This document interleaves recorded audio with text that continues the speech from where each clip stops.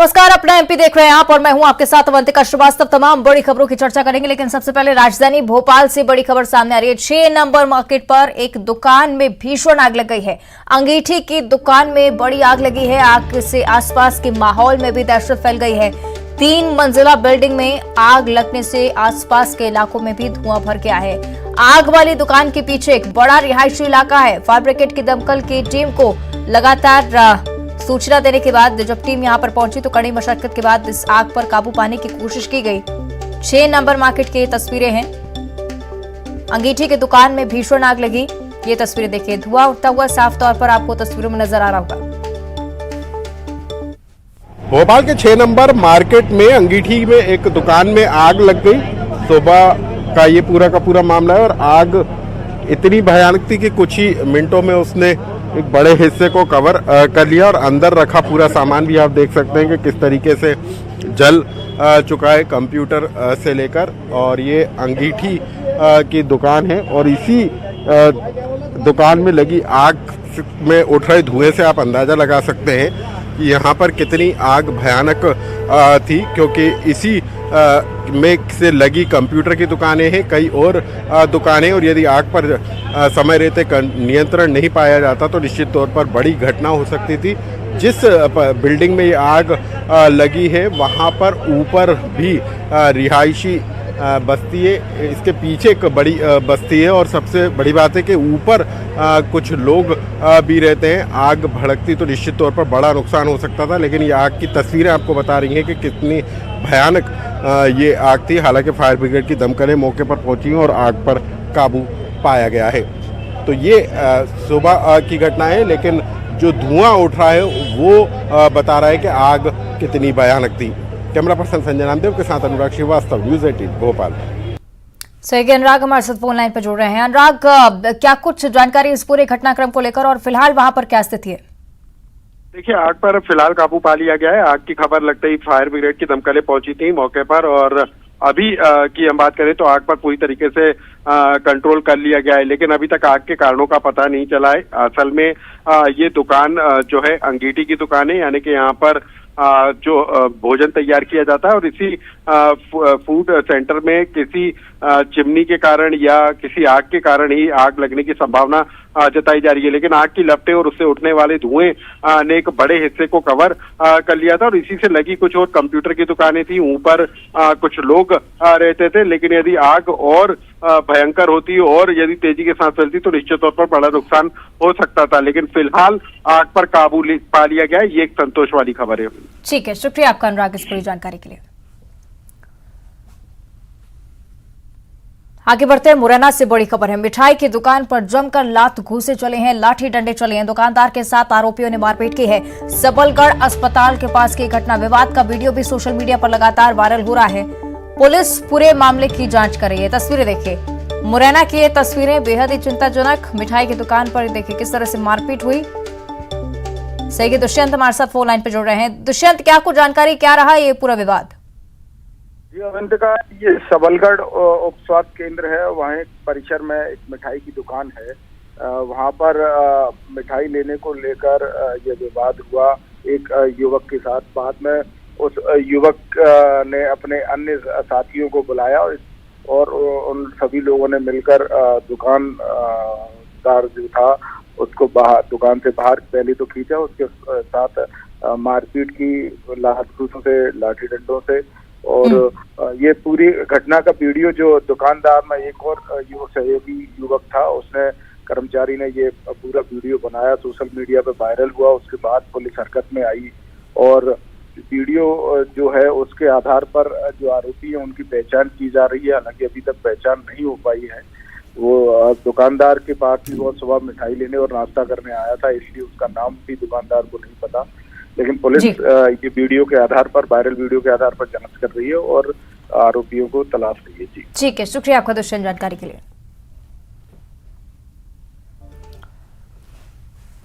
और अगली खबर भी मुरैना से है। खेत के विवाद को लेकर गोलीबारी हुई है। एक ही परिवार के भाइयों के बीच गोलीबारी की जानकारी।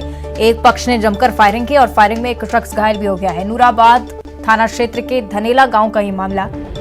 तस्वीरें इस खेत की भी देखिए किस तरह से आपस में झगड़ते हुए, गोलीबारी करते हुए साफ तौर पर ये लोग देखे जा सकते हैं।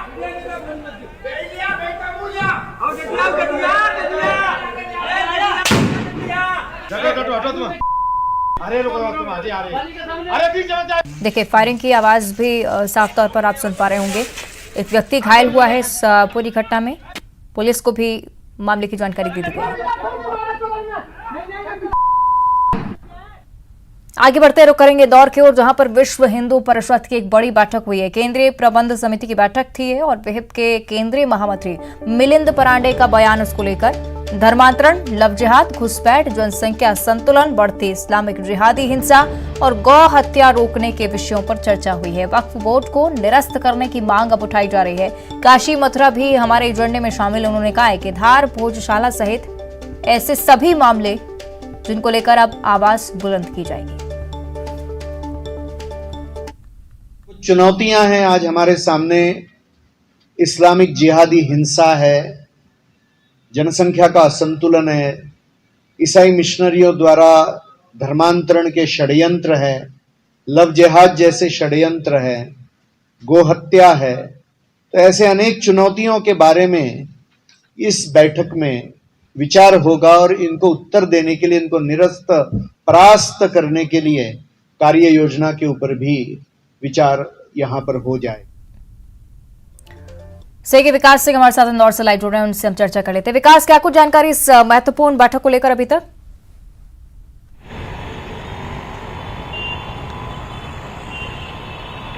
जी बिल्कुल, लगभग 13 साल बाद विश्व हिंदू परिषद की ये बड़ी बैठक इंदौर में आयोजित हो रही है। मालवा प्रांत में ये बैठक हो रही है और इसमें अहम जो एजेंडा है उन पर मंथन होगा। इसमें विश्व हिंदू परिषद के साथ साथ उनके अनुसांगिक संगठनों के कार्यकर्ता और केंद्रीय जो पदाधिकारी हैं वो इस बैठक में शामिल हो रहे हैं। इसमें अलग अलग सत्र आहूत किए जाएंगे। इस दौरान अलग अलग जो चुनौतियां इन दिनों हैं उन पर चर्चा की जाएगी। इसके साथ कुछ नए एजेंडे जो हैं उन पर प्रस्ताव भी पारित किया जाएगा। इसमें अहम जो एजेंडे और जो चुनौतियां हैं उस पर जानकारी देते हुए खुद केंद्रीय पदाधिकारी ने इस बार का जिक्र किया कि धर्मांतरण की जो षड्यंत्र है उस पर खास तौर पर चर्चा की जाएगी, चिंतन किया जाएगा और उस पर कैसे लगाम लगाई जा सके इस पर भी बात की जाएगी। इसके साथ ही जो अन्य जो एजेंडे जो इसमें उन्होंने शामिल किए उन सभी पर आगामी 2 या 3 दिनों में ये बैठक में सभी अलग अलग सत्र में जो चीजें हैं उन्हें सम्मिलित किया जाएगा। तो कुल मिला के ये माना जा सकता है कि ये अगले 2 या 3 दिनों के भीतर एक बड़ी बैठक का जो आयोजन है वो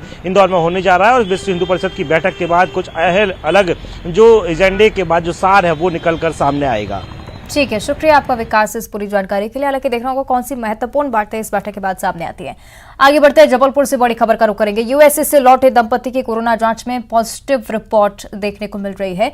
पति, पत्नी और एक बच्चे का सैंपल लिया गया था जिनमें से पत्नी कोविड पॉजिटिव पाई गई है। कोरोना के नए वेरिएंट की जांच के लिए जीनोम सीक्वेंसिंग के लिए सैंपल भी भेजे जा चुके हैं। अभी फिलहाल परिवार को घर में ही आइसोलेट किया गया है।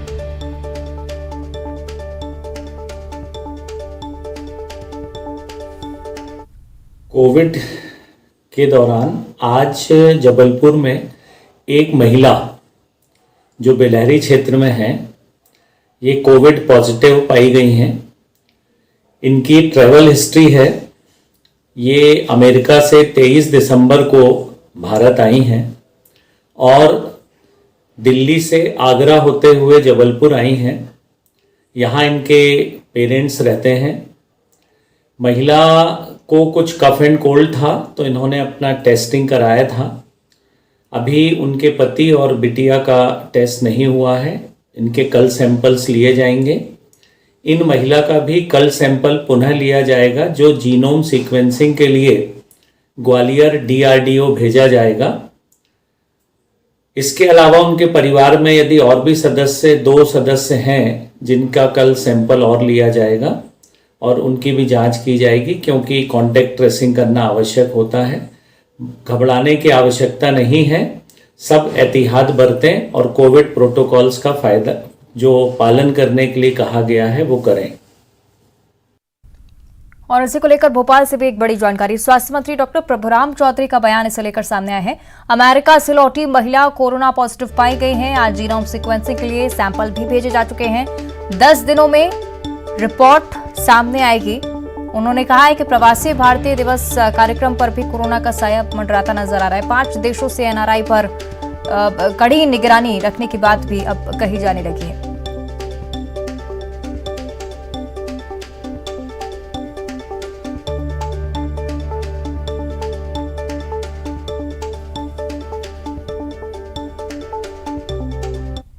अभी तक कल तक की स्थिति में मध्य प्रदेश में 4 पॉजिटिव थे, 1 केस और कल जबलपुर में जो पॉजिटिव आया है उसकी जीनोम सीक्वेंसिंग के लिए भी हम लोग सैंपल भेजेंगे और उसके बाद पता लगेगा उसका कौन सा वेरिएंट है। सर कब तक रिपोर्ट आ जाएगी? लगभग 10 दिन उसमें लगेंगे रिपोर्ट आने में। नहीं, आज ही आपने समाचार पत्रों में भी पढ़ा होगा, आज जो गाइडलाइन जारी हुई, जो 5 देशों से जो लोग आएंगे उनको RT-PCR उनका चेक किया जाएगा। तो आप देख रहे हैं प्रभुराम चौधरी साफ तौर पर इस बात की ओर इशारा कर रहे हैं कि जीनोम सीक्वेंसिंग की रिपोर्ट का इंतजार किया जा रहा है। 10 दिनों में जब वेरिएंट की रिपोर्ट आएगी उसके बाद ही इस मामले पर कुछ कहा जा सकता है। ऐसे ही पवन हमारे साथ लाइव जुड़ रहे हैं, उनका हम रुख कर लेते हैं। पवन, जबलपुर में निश्चित तौर पर ये कहा जा सकता है कि रिपोर्ट के बाद ही कुछ कहना ठीक होगा, लेकिन अब प्रवासी भारतीय सम्मेलन को लेकर भी चिंता बढ़ने लगी है। जी बिल्कुल, प्रवासी भारतीय सम्मेलन को लेकर चिंता बढ़ रही, साथ ही अब जो है एक बार फिर से अप्रत्याशित स्थिति निर्मित हो रही है। चूंकि बड़ी मुश्किल से 2 साल बाद लोगों को राहत मिली थी और ये 2022 का साल लोगों ने राहत के साथ में गुजारा था, लेकिन एक बार फिर जब कोरोना का नया वेरिएंट सामने आया है तो आम लोगों में चर्चा भी शुरू हो गई। साथ ही सावधानी बरतने को लेकर शासन प्रशासन भी अलर्ट है और पब्लिक में चूंकि अवेयरनेस आ चुकी है तो वो भी अपनी तरफ से सावधानी बरत रहे हैं। हालांकि अभी तक कोई भी ऐसी घबराने या चिंताजनक स्थिति नहीं है।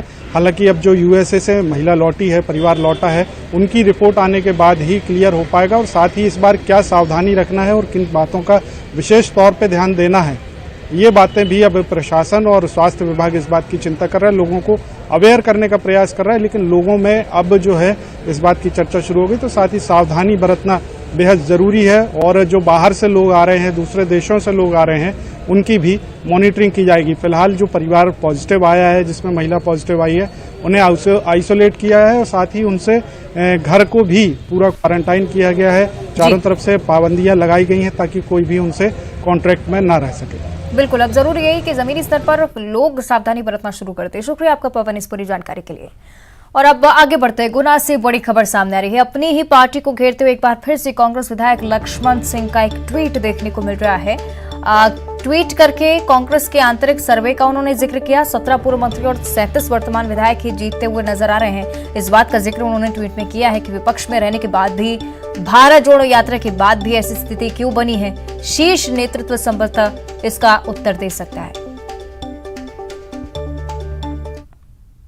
और भोपाल से एक और बड़ी खबर, बीजेपी के 2 मंडल अध्यक्षों पर गाज गिरी है। अरेरा मंडल अध्यक्ष मुकुल लोखंडे से पद छीना गया है।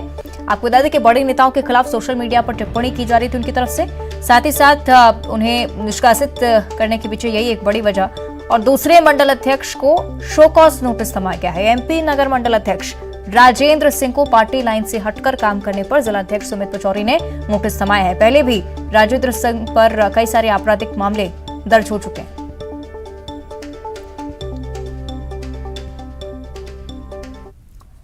और इधर सतना में बिजली के टावर पर मचान बनाकर पिछले 40 दिनों से किसानों का प्रदर्शन जारी है। 12 से ज्यादा किसान कड़कड़ाती ठंड में जमीन के मुआवजे की मांग को लेकर प्रदर्शन कर रहे हैं। प्रशासन टावर पर चढ़कर प्रदर्शन कर रहे किसानों पर FIR दर्ज कर चुका है, लेकिन किसान टावर पर ही मौजूद हैं अभी भी। और जब इस संबंध में प्रदेश के कृषि मंत्री से सवाल किया गया तो वो मामला सुनकर चौंक गए। उन्होंने किसानों को जल्द से जल्द मुआवजा दिलाने की बात कही। तक मुआवजा न दे, जब तक हम न उतरब, हम है हीन जौन है तो डरे रहब।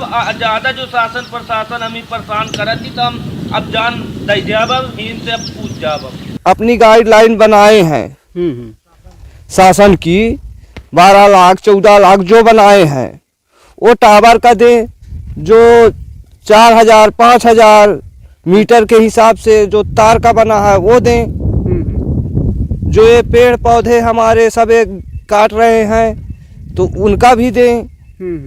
लोगों को जिस तरह दे रहे हैं वो सबको दें, बराबर दें ना। ये थोड़ा ना है कि मतलब कोई दमंग है तो उसको बढ़ा चढ़ा के दें, और हम लोगों को जानते नहीं है कुछ तो ऐसे ही दे के चले जाएं, कुछ भी ना दें। मुझे बताओ, मैं दिलवा दूंगा, बताओ मैं करवा दूंगा। हाईकोर्ट का स्टे होगा अलग बात, लेकिन हाईकोर्ट में भी हम बात करेंगे। किसानों की देखो, ये सरकार गांव गरीब और किसानों की सरकार है, और हम 24 घंटे उनके लिए काम करते हैं। अगर कोई भी चीज जानकारी में आती तत्काल हम कार्रवाई करते हैं और कर रहे हैं। इधर सतना नगर निगम में एक बड़ा घोटाला सामने आ रहा है। निगम में 150 से ज्यादा मास्टर रोल और संविदा कर्मचारी वेतन ले रहे थे, लेकिन ये कभी काम पर नहीं आए। मामला सामने आने के बाद महापौर ने जांच के लिए 6 सदस्यीय टीम का गठन किया, जो कि अब इस पूरे मामले की जांच कर रही है।